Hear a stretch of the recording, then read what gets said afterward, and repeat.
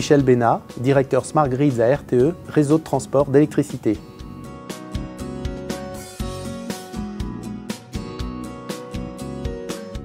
Il est important de rappeler que la dynamique Smart Grid vise à installer un système électrique qui soit de plus en plus sûr, propre et durable.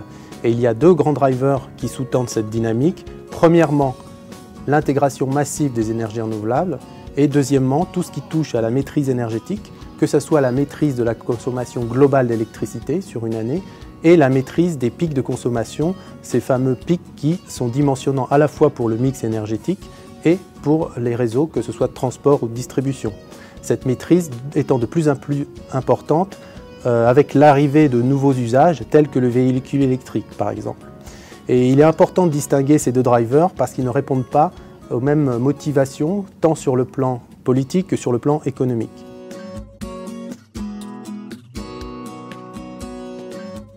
L'intégration des énergies renouvelables répond fondamentalement à une volonté forte politique, en particulier en Europe, qui est un continent en pointe actuellement dans le monde, et la France. On sait qu'on a des objectifs d'avoir 20% d'énergie renouvelable en France, en Europe à l'horizon 2020 et 37% à l'horizon 2030. On va nécessairement adapter nos infrastructures avec de nouveaux matériels, de nouveaux logiciels et développer, le cas échéant, de nouvelles lignes, notamment d'interconnexion, pour bénéficier du mix énergétique européen qui sera diversifié.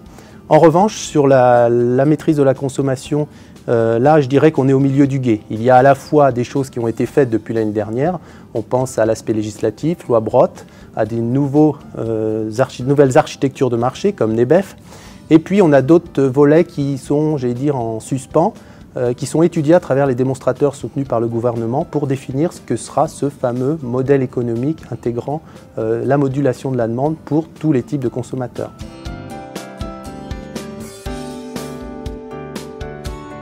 Le président de la République, François Hollande, ainsi que son gouvernement, ont l'année dernière identifié et sélectionné 34 secteurs industriels à la fois prometteurs en termes d'innovation et aussi de création d'emplois en France. Et parmi ces 34 secteurs, il y a la filière réseau électrique intelligent. Et dans ce cadre, Dominique Maillard, président de RTE, a été mandaté par Arnaud Montebourg en octobre pour mener à bien la rédaction d'une feuille de route qui précise comment faire émerger cette filière française et qu'elle soit créatrice d'emplois à l'horizon de 2020.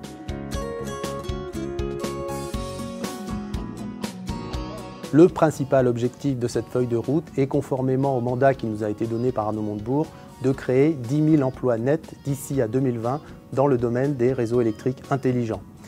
Pour ce faire, le travail collectif qui a été fait avec l'ensemble des partenaires a été de définir une dizaine d'actions qui sont pilotées par l'ensemble des acteurs de la filière électrique intelligente et qui vont définir des objectifs à 1 an, à 3 ans et à 10 ans pour aboutir à la création de ces fameux 10 000 emplois. On peut citer en termes d'objectifs à 1 an 3 grands objectifs. Premièrement, la création d'un groupement dont la forme reste à définir qui va inclure l'ensemble des acteurs Smart Grids France. Une deuxième action qui va mettre en œuvre la vitrine, ce qu'on a appelé la route du savoir-faire français des réseaux électriques intelligents, une mise en réseau de nos vitrines et définir la manière de mieux promouvoir cette filière à l'externe. Éviter que cette industrie n'aille en ordre dispersé, n'aille s'égailler à travers l'Europe et dans le monde pour proposer juste un morceau de la filière Smart Grid, mais qu'on aille proposer l'ensemble de la chaîne de valeur. Un troisième point dans cette première année où l'on bâtit les fondamentaux est de constituer une académie réseau électrique intelligent qui définira l'ensemble des cursus de formation aptes à soutenir cette filière. À 3 ans, on essaiera de développer un démonstrateur à plus grande échelle en France, au-delà des démonstrateurs à petite échelle qui sont faits actuellement, et de définir dans un troisième temps une stratégie pérenne pour cette filière à l'export. Donc vous l'aurez compris, 2014 est une année charnière puisque collectivement, nous allons enfin pouvoir construire cette équipe de France des réseaux électriques intelligents et RTE, dans le sillage de la rédaction de cette feuille de route, compte appuyer fortement dans la durée cette équipe.